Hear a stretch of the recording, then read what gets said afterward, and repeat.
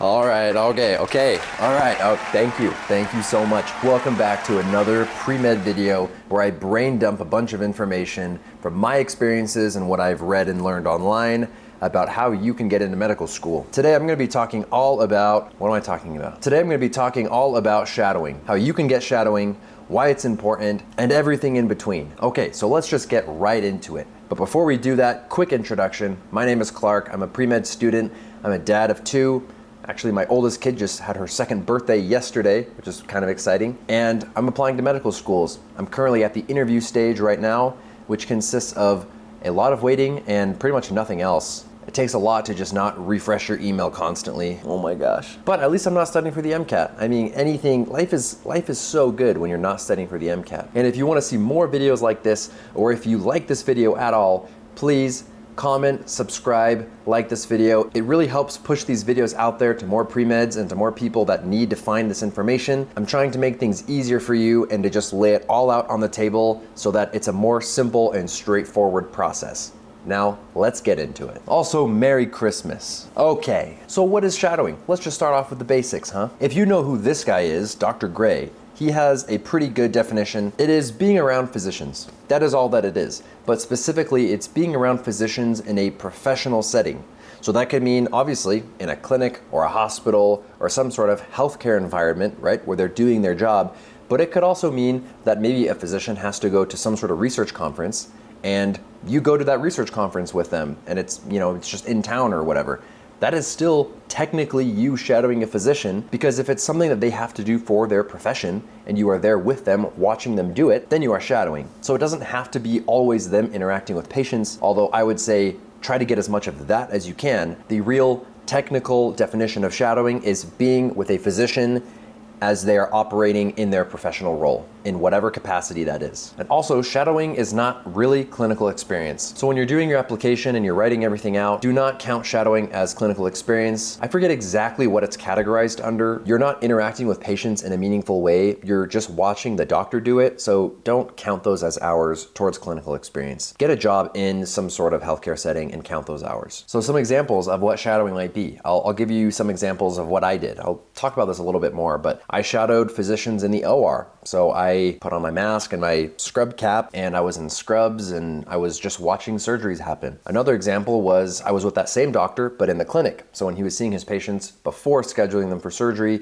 I got to see all of those really cool interactions. So there's a whole bunch of different domains that you can shadow people in. You can do it for varying amounts of time as well. You could do it for an hour a day. I had one physician who was like, hey, don't feel like you need to be with me for 8 hours today or for 6 hours today. You can literally just pop in here for an hour and then say, hey, I gotta go. And then we just make this like a weekly thing. And that's just gonna be different for every single physician that you shadow. And it's really good that you ask them what they're okay with you doing. If they're like, no, we gotta cap this out at one shadowing experience, that's okay. That's just gonna be how it is sometimes. There are other physicians that are gonna be more open to something more continuous. I think the doctor that offered to have more of a continuous shadowing experience offered that because I already worked with him in the OR. So I was actually shadowing him in his clinic outside of the OR. This is a different surgeon that I mentioned before. We had sort of a better connection. If you can have those better connections with doctors, I think they're more likely to let you shadow them more, but beggars can't be choosers, so just take what you can get. And while you're shadowing physicians, you're just going to be watching the doctor do their thing. And then at appropriate times, if you have questions, you should ask those questions. Obviously, don't do it while the patient's in the room.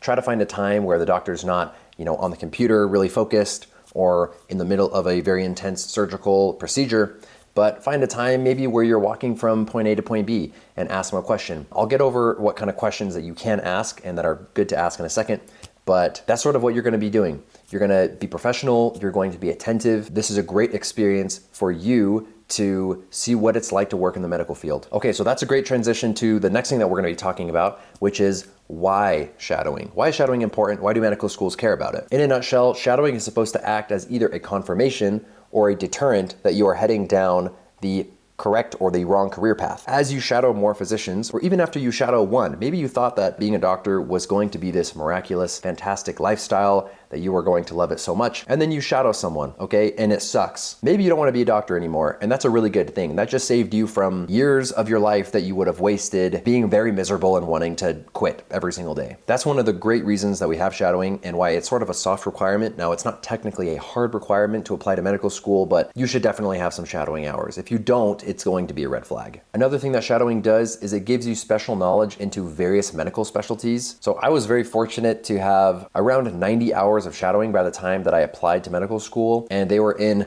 all of these different specialties. I can't even remember them all right now, but a few in surgery, primary care, OB, etc. Mad props to shadowing right now because it totally changed what I thought I wanted to do in medicine. I originally wanted to go to medical school to become a psychiatrist because before I wanted to go to medical school, I wanted to go into clinical psychology, and I figured that I didn't want to just talk to patients to help them solve their problems and get better, but I wanted to do that in addition to having a knowledge of biology and chemistry and physiology, anatomy, pharmacology to help my patients. So naturally, that's sort of where psychiatry comes in. And that was why I wanted to go to med school. Here's the thing though. I started working at a mental health clinic. I loved it. I worked with psychiatrists. It was great. And then I shadowed a psychiatrist, and it was not great. I was falling asleep. It was one of the most boring shadowing experiences that I ever had. I genuinely did not like it. And it wasn't like the connecting with patients part that I didn't like. I thought that the interactions were kind of bizarre that this psychiatrist was having with patients, constantly looking things up on his computer, like, what does this medication do? What are the side effects of this?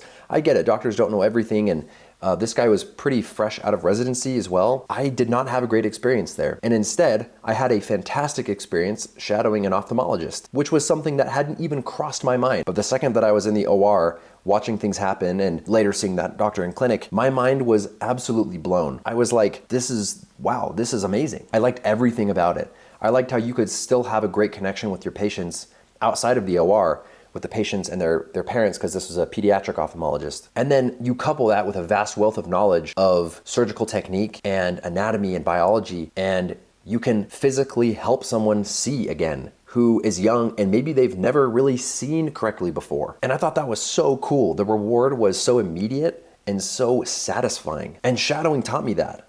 I learned that because of shadowing. So people can dog on shadowing all they want, and people do that sometimes. They say, oh, you don't really do anything, you just stand there. Well, if you shadow in a lot of different specialties, it will slowly start to craft your idea of medicine and what you might be interested in. And it would also inspire you, I hope, on the types of clinical jobs that you might want to get.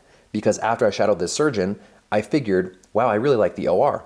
And so I started to volunteer at my local hospital, where I eventually got a position volunteering in the operating rooms as a volunteer orderly. And then when there was a job listing posted, I applied for the job, and I didn't get it at first actually. And then 2 weeks later, I did get it. So no, that's actually where I work right now. I work in the operating rooms, all because I shadowed a surgeon right at the very beginning of my shadowing experience. Needless to say, shadowing is very important, and you should do it. And you should try to do it broadly if you can. I know that it's difficult. Just give it your best effort and start as early as you can. If you're a freshman, go for it.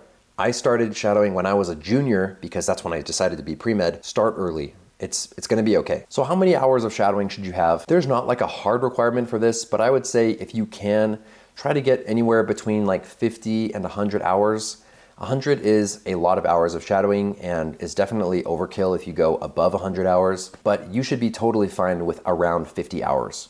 Just make sure as well that you're shadowing in not just one specialty, but that you're getting a vast range of specialties if you can, and that at least one of those specialties is a primary care specialty. I would say that's probably the biggest thing that they care about, is if you shadowed, and then if you also shadowed in primary care, right? Because most people in medicine are going to go into primary care. That's just where most of the medical needs are. If you shadow that and you like it, and then you go to med school, or you apply to med school, they're gonna think, okay, this person has an interest in what the most common medical practice is, we'll let him into our school. Something kind of like that. But at least if you like primary care, there's a good chance that you're going to like being a doctor. Another thing that I've mentioned in other videos is that you want to be longitudinal in your shadowing experience. So you don't want to cram like 50 hours of shadowing into like 1 month, but instead you want to do a few hours here and there over a much longer period of time, potentially like 3 or 4 years, and continue to do it even after you apply to medical school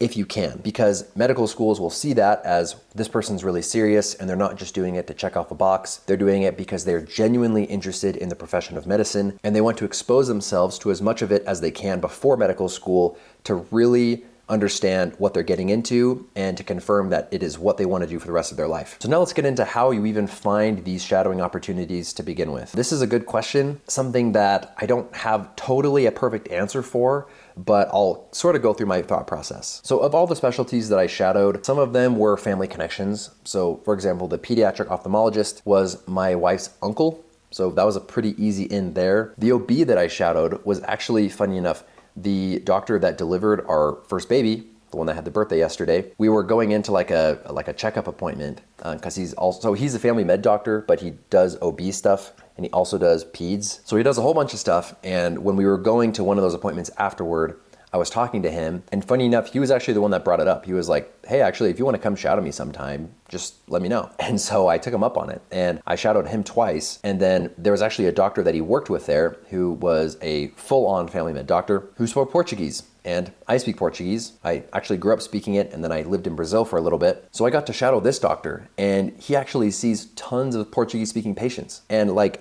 what are the odds of that? That was so cool. That was one of the coolest shadowing experiences that I ever had.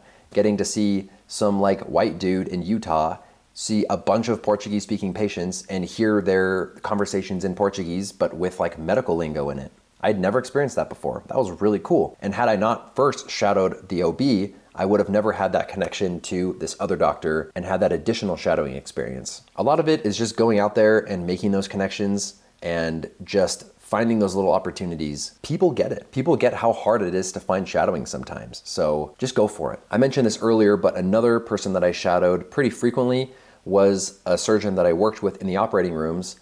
And I got to scrub in with him a few times as my job. After I scrubbed in with him twice, I asked him if he would write me a letter of rec. And he said, why don't you come shadow me?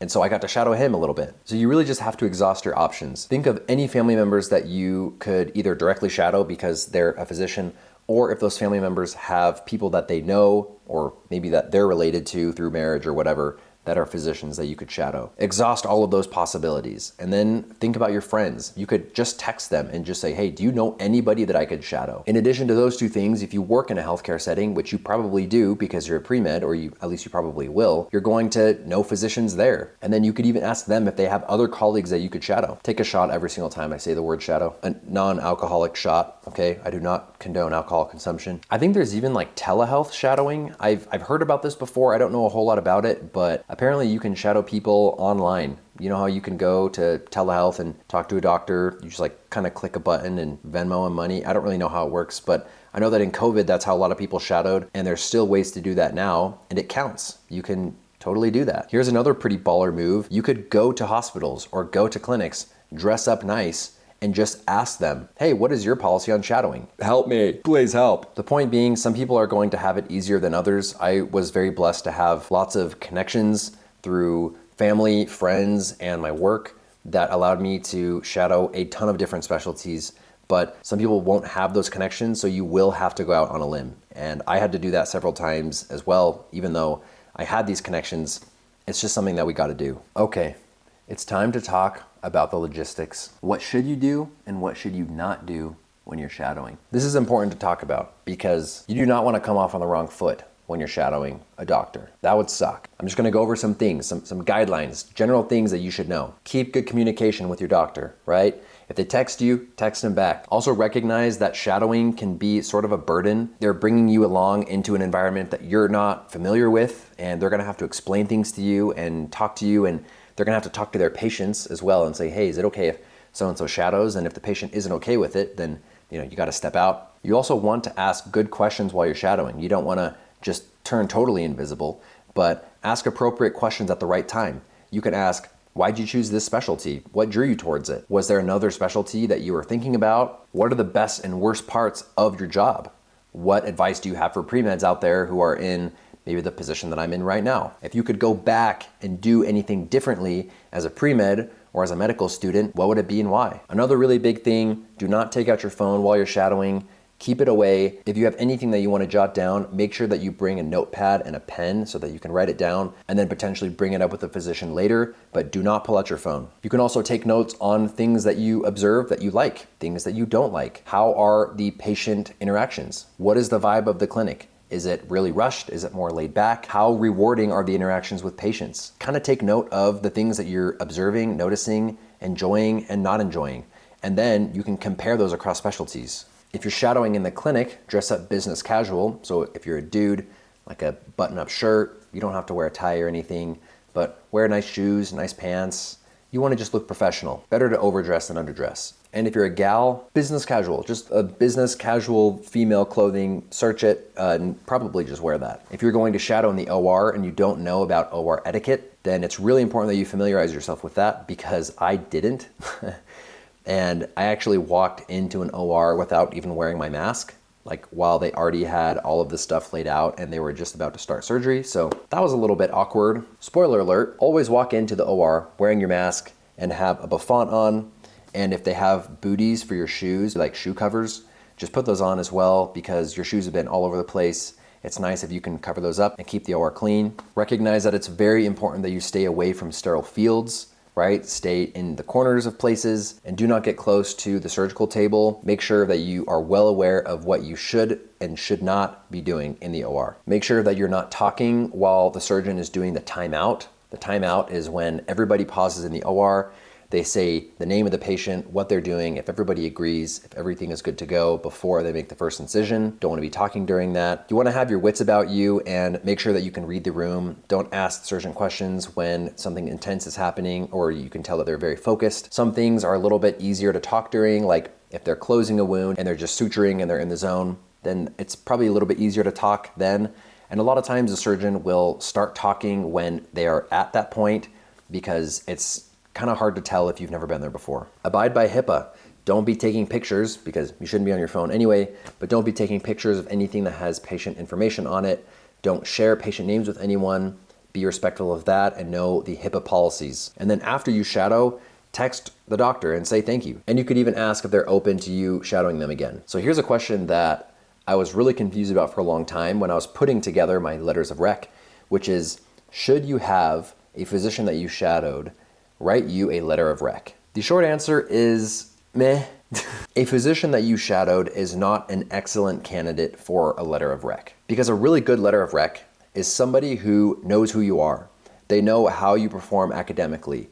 They know your character, ideally. They can attest to that. They can give specific examples of why you would be great in medical school and why medical schools should invite you to interview. If you just stood in a room with a physician, watched them do their job, and then asked like 2 questions and went home, there's like nothing for them to write about. Okay, so that's not going to be a very powerful letter, which is why I don't think that physicians that you've shadowed make for good letter of rec writers. Now, I did ask a physician that I shadowed to write me a letter of rec, but it was also because I worked with him in the OR, so he saw my work ethic, and I'd scrubbed in with him multiple times on pretty disgusting cases.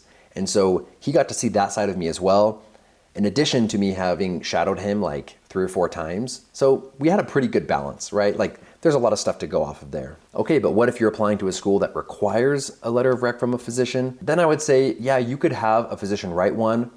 It's not going to hold a ton of water, but if you just need one, I'd say it probably doesn't hurt, right? If they're not saying anything negative in it, I think that's probably the most important thing. But I think in the end, shadowing letters of rec are not very powerful. Now, I will say this though.